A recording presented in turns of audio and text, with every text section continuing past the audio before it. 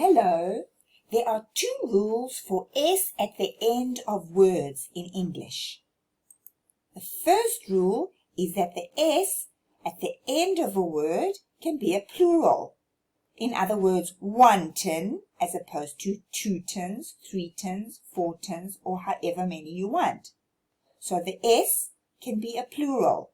One tin, two tins, three tins, four tins, 5 tins.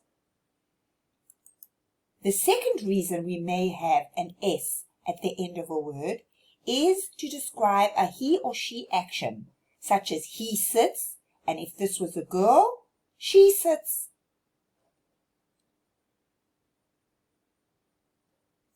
Now let's look at apostrophe S at the end of a word.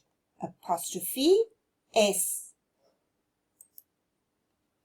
There are also two rules here. The apostrophe S can be used to join two words. Here are the two words. It is becomes its.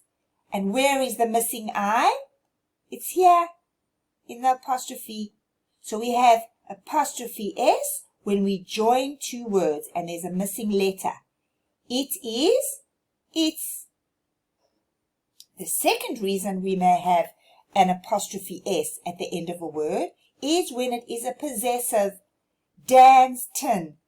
This tin belongs to Dan. It is Dan's tin.